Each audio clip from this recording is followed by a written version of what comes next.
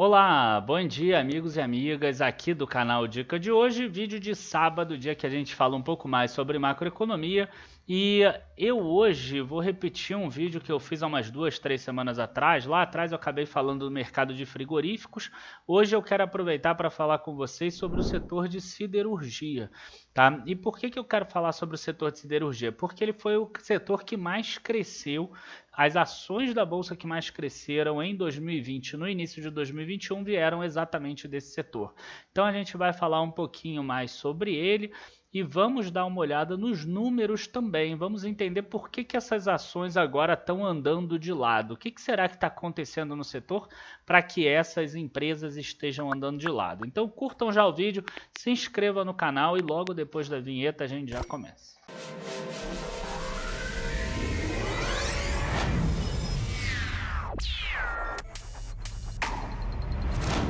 Bom, acho que antes da gente começar aqui é importante a gente falar o seguinte: qual é a diferença entre, por exemplo, siderurgia e metalurgia, né? Que eu vejo as pessoas tendo um erro aí bastante grande.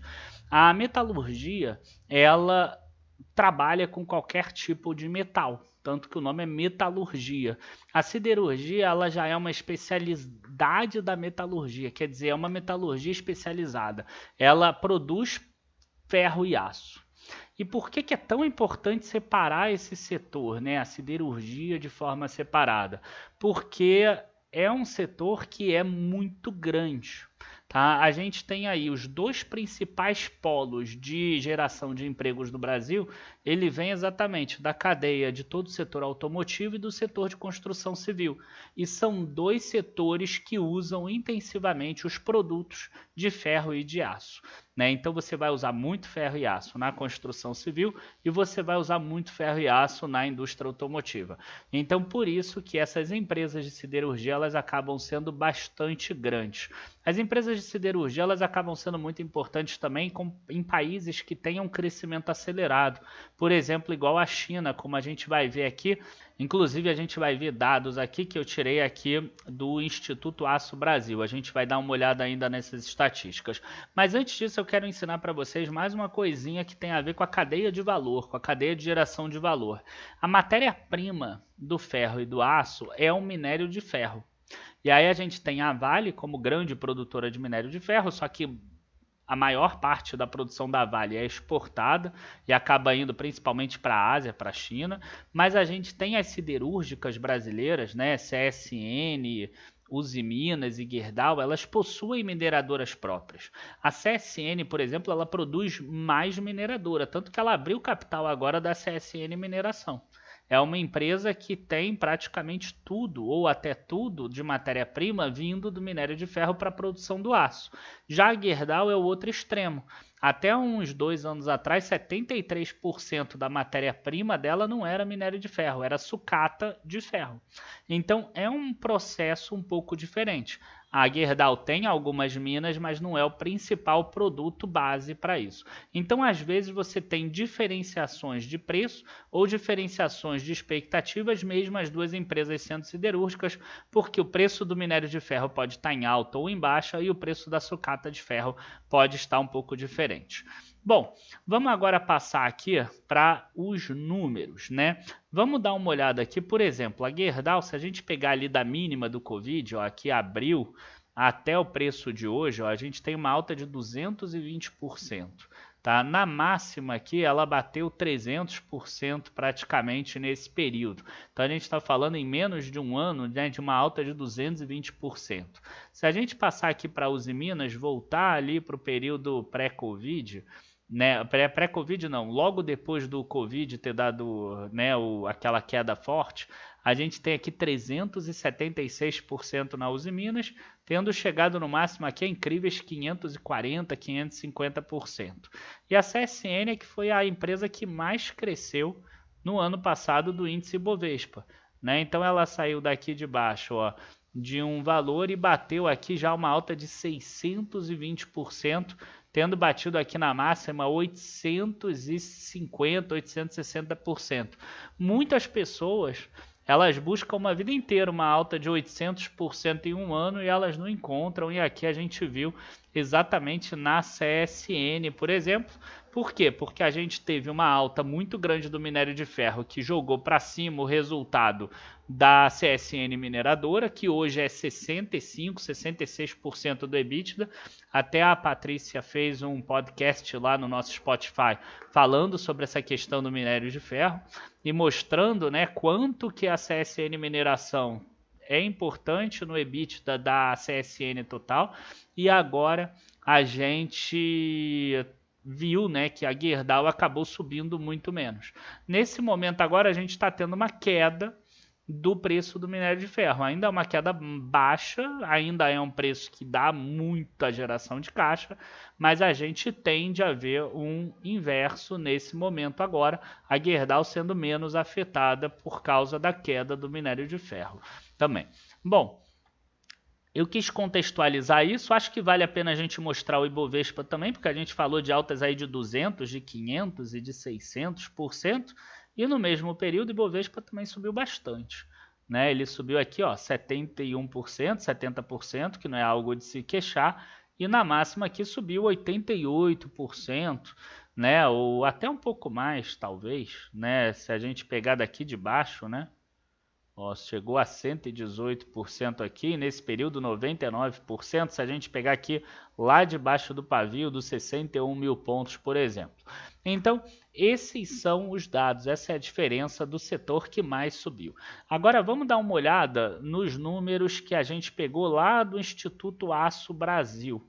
Né? Então, a gente já tem aqui, se vocês entrarem em açobrasil.org.br, e aí clicar aqui em publicações e você entrar aqui em estatística da siderurgia, já tem os dados de 2021 do primeiro semestre inteiro. Então vamos dar uma olhada aqui nos números, que são números bem interessantes. E a gente consegue ver aqui primeiro a produção siderúrgica brasileira. Então a produção siderúrgica é composta, né, de aço bruto, tem aqui produtos semi-acabados, produtos laminados e ferro gusa. Então, todos esses produtos aqui, a gente percebe que em 2021 a gente teve aqui uma produção, né, interessante, 17, aqui está em 10 ao cubo toneladas, 17 milhões de toneladas de aço bruto, 5 milhões de toneladas de semi-acabados, 14 milhões de laminados, 13 milhões aqui de ferro gusa. A gente percebe aqui que é um número muito maior do que o do ano anterior, né? Essa linha verde aqui, em todos eles está acima do que foi produzido no ano passado, e não tem apenas a ver com Covid, tá? A gente tinha até em janeiro, fevereiro já eram números maiores. E aí aqui a gente tem a questão da produção de aço bruto, que eu vou pular. E primeiro aqui eu acho que é importante a gente ver a distribuição regional.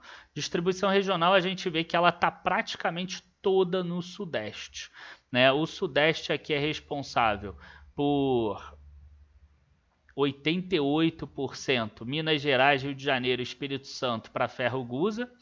E para aço bruto aqui a gente vê alguma coisa aqui em torno de 87%, porque é Minas Gerais, Rio de Janeiro, Espírito Santo, São Paulo, e laminados 85%. Então está toda concentrada no Sudeste e muito tem a ver com a proximidade para os portos de Santos e para o porto de Itaguaí, no caso da CSN. Né? A CSN ela tem ali todo um terminal que vai desaguar ali, que vai desembarcar ali no porto de Itaguaí também. Então a gente percebe isso. Então a gente tem CSN, criada pelo Getúlio Vargas no Rio de Janeiro, na cidade de Volta Redonda. Né? Usiminas, a sede dela é em Belo Horizonte.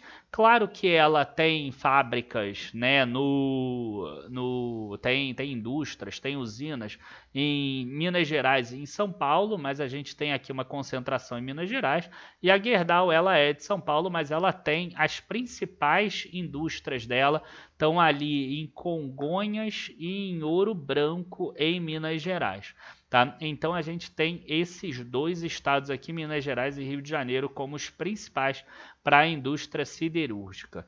E o Brasil é o líder de produção de aço bruto na América Latina, mas é o líder de longe. E a gente percebe aqui que em segundo lugar tem o México, em terceiro tem a Argentina. E o México, por exemplo, né, com a Texid, que a Tupi até estava tentando comprar agora a Texid, ela é uma das principais, principalmente na parte de metalurgia, né? E aí acabou que deu um problema lá no CAD mexicano e acabou que a Tupi não conseguiu comprar. Então a gente vê aqui o México e a Argentina depois, mas o Brasil, ó, ele tem mais do que 50% do total. O que eu acho que vale a pena a gente mostrar aqui é que teve um crescimento de 23,3%, tá, do Brasil em relação ao ano anterior, e o total da América Latina foi um crescimento de 24,1%. Tá? Então o Brasil cresceu menos do que o setor na América Latina, baixou um pouquinho a participação de mercado da empresa.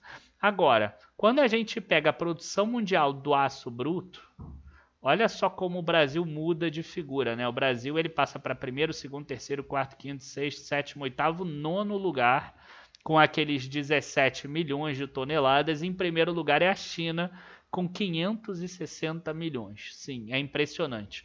O total foi produzido 1 bilhão esse ano, com crescimento de 13%. A China cresceu 10,7%. Esses 560 milhões significa uma participação de mercado de 56%. No Brasil, hoje, produz apenas 1,8% do total da produção mundial de aço bruto. Tá? Quando a gente pega aqui região, não vai ser diferente, a Ásia vai ser a principal, até porque a China tem 56%, ainda somando Índia e Japão e Coreia do Sul, que possuem boas produções, a gente chega em 73% na Ásia, e isso tem muito a ver com o crescimento, né, ali da China. O crescimento da China é de 6%, 7%, 8% ao ano, não é ao acaso, é porque ela faz muito investimento, principalmente em construção civil, construção de novas cidades que consomem aço, e isso que fez o preço do minério de ferro subir tanto, e agora com a redução dessa produção, que a gente já vai dar uma olhada, fez cair também. Tá? Vamos dar uma olhada aqui nessa questão da produção. Tá? Eu acho que vale a pena a gente voltar para essa imagem aqui, ó, a produção mundial de aço bruto. Na China, em abril, 97 milhões de toneladas. Né? É mais do que o Brasil em 2021 inteiro, muito mais, né? 17 milhões. Isso em um mês da China. 99 milhões em maio. E aí estava em crescimento isso aqui. Em junho a gente já tem uma queda para 93 milhões. Agora julho já se fala em 86 e agosto já se fala que vai cair para 83. E é por isso que está tendo essa queda do minério de ferro que está afetando o preço da Vale. A China está reduzindo esse nível aqui de forma proposital e o nível de consumo também. Tá? Então a empresa, se ela não produz aço, o que vai acontecer se ela não produz aço? Ela demanda menos minério de ferro. Demandando menos minério de ferro, o preço cai e aí ela volta para um ambiente um pouco mais saudável. Tá? De qualquer forma, a gente vê que o restante do mundo também teve crescimento forte. Né? Europa produzindo 18%. Aqui a parte da comunidade dos estados independentes, né, que é Rússia, Ucrânia, aqueles países do leste europeu, 8,7%, 16,3% de crescimento na América do Norte, 24% na América Latina, 28% na África, enfim, né, crescimentos fortes aqui em todos. Aí a gente sai da produção e a gente passa para vendas. Né? E as vendas são importantes, lembrando que aqui vendas a gente ainda está falando de volumes, a gente não está falando de dólares ou de reais. Então as vendas aqui a gente vê que produtos semi-acabados do Brasil, nesse caso, ó, subiu 37%, mas eles não são tão relevantes no total. Produtos planos crescendo 50% no total as vendas. Tá? Revestidos 24%, aços especiais 58%, produtos longos 36% e aqui 44%. Isso aqui são as vendas domésticas, são as vendas internas. Então o Brasil ele teve um crescimento aqui de produção que a gente viu de 23,3%. Só que as vendas domésticas cresceram 44%. E aí o que aconteceu com as vendas externas de produtos siderúrgicos? Caiu 13%. Então quer dizer, a gente tem uma noção clara, tem uma visão de que o crescimento que ocorreu no Brasil ocorreu por causa do crescimento interno do país. Quer dizer, foi realmente um crescimento da construção civil e um crescimento da indústria automotiva principalmente, além de crescimentos de empresas também que estão investindo em bens de capital. Tá? Então a gente está vendo que a produção do Brasil escoou muito mais, né, esse crescimento para a venda interna do que para a venda externa, do que para a exportação em si. Mesmo assim, a gente tem aqui exportação brasileira e agora sim em dólares, tá? E aqui em milhares de dólares. Então, olhando lá ao final, a gente tem que o Brasil exportou no primeiro semestre de 2021 3,8 bilhões de dólares, tá? Na siderurgia.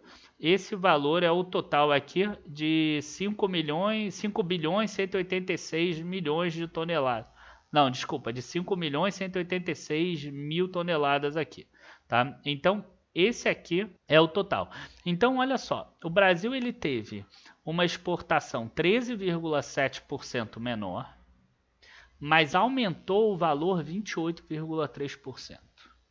Tá? Então, a gente está falando aqui de um crescimento muito grande de preço que compensou a perda de volume.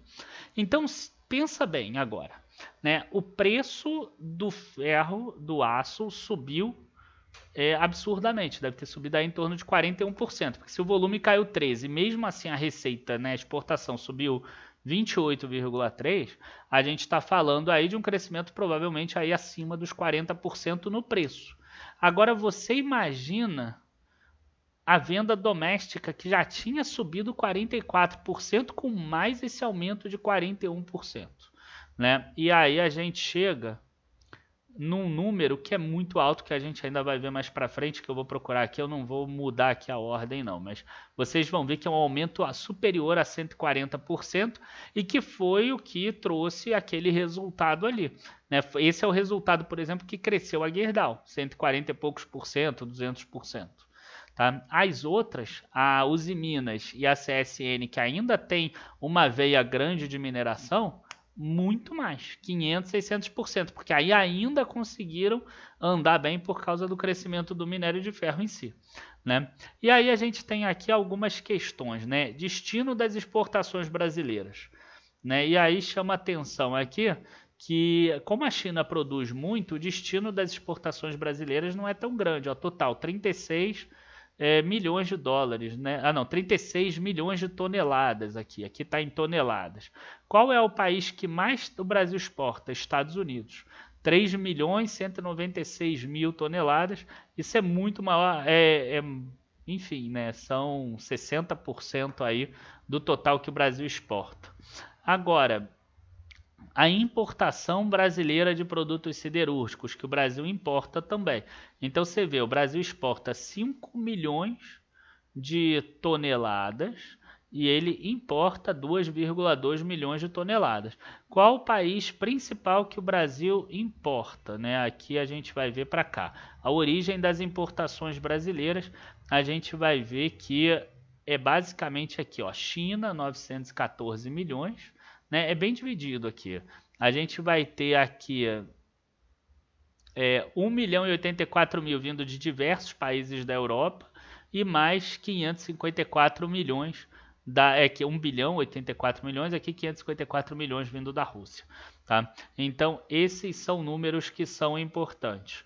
Agora, uma coisa que eu acho interessante da gente ver, e aqui é que a gente chega nos indicadores econômicos, que é o que eu gosto mesmo de olhar, é isso. A gente vê aqui que o Brasil, ó, mercado interno doméstico, né? Em reais, isso aqui subiu 152% o acumulado, né, de um ano para o outro. Quer dizer, era 30 bilhões de reais e virou 75 bilhões de reais.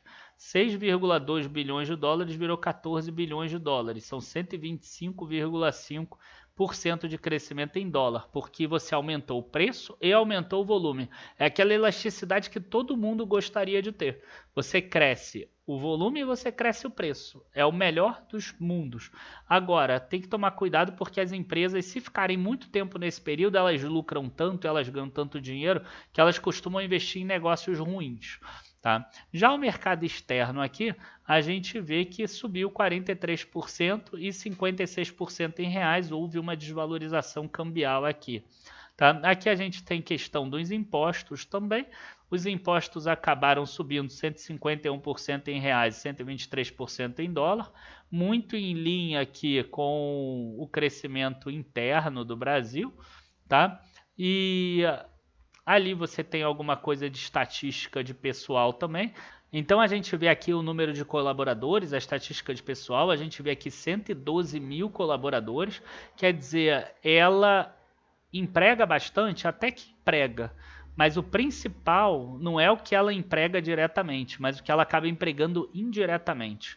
E aqui eu não estou falando de terceiros, né? Eu estou falando assim, os produtos delas, né? As chapas de aço, os laminados, os aços longos, os aços planos, quanto eles não empregam na indústria de construção, na indústria automotiva, na indústria de eletrodomésticos, por exemplo, e outros. Tá? Então esse que é o grande ponto na minha visão também. E aí, aqui tem alguns dados que são muito importantes na minha visão também. Né? Aqui a gente tem um dado que vai de 2014 até 2020 e eu peço para que vocês olhem essa faixa aqui. Consumo per capita do aço bruto por habitante. Né? Então, o habitante ele consumia 140 quilos por habitante de aço, né, em 2014, provavelmente ao ano. E esse número caiu para 116, durante a crise caiu para 100, depois o Brasil foi tendo uma recuperação, 104, 112, 110, 112. Com o crescimento da construção civil, é muito provável que a gente volte para esse número de 140, por isso que cresceu tanto o mercado interno hoje em dia. Tá? Aqui a gente tem... esse número aqui para mim é muito importante. Tá? E aí aqui a gente tem também a questão da produção ao longo do tempo. A gente vê que a produção mundial ela saiu de 1,6 bilhão de toneladas de aço bruto para 1,8 bilhão de toneladas nesse período.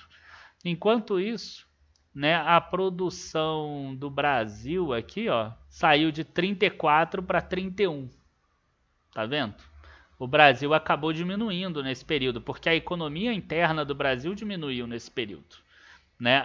Mesmo da América Latina dos outros, ó, caiu de 31 para 25.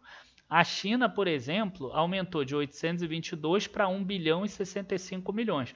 Então, a produção de aço já está dentro da China. O que ela não consegue verticalizar é o minério de ferro, porque o minério de ferro da Vale tem uma pureza muito melhor do que aquela que ele tem. E aqui o consumo, né? O consumo mundial aparente, a gente vê aqui um crescimento de 1,5, né? Vezes 10 elevado a sexta, né? 1 bilhão 551 milhões de toneladas de consumo de aço para 1 bilhão 772 milhões aqui no total, sendo que o Brasil tem um consumo que também caiu, ó, de 26 para 21 aqui no total, sobrando essa diferençazinha para fazer a exportação. A China cresceu de 711 para 995. Chama atenção o seguinte, em 2014 a China tinha 822 de produção com 711 de consumo, então tinha um déficit aqui de 110. Hoje é 1.065 para 995, um déficit de 70. Então, o consumo está crescendo mais do que a produção e agora eles estão segurando ali o consumo. Isso vai ocasionar um aumento do PIB menor. Até quando a China vai querer aguentar isso? Tá? Então, assim, é para reduzir o minério, né? Então, caindo o minério, Usiminas e CSN devem acabar sendo impactadas. Agora, esse novo preço do aço vai trazer resultado muito positivo para as empresas siderúrgicas, a não ser que venha uma queda forte, que aí eu acho pouco provável. Além disso, acaba protegendo também porque o aço é cotado em dólar, né? Bom, eu queria aproveitar para passar esses dados aqui. O Instituto Aço Brasil acabou divulgando essas estatísticas há uns 15 dias mais ou menos. Então eu quis trazer para vocês. Então a gente já falou sobre o setor de frigoríficos. Falamos agora sobre as estatísticas das siderúrgicas. Abraços a todos, bons investimentos e até a próxima. Tchau, tchau, pessoal.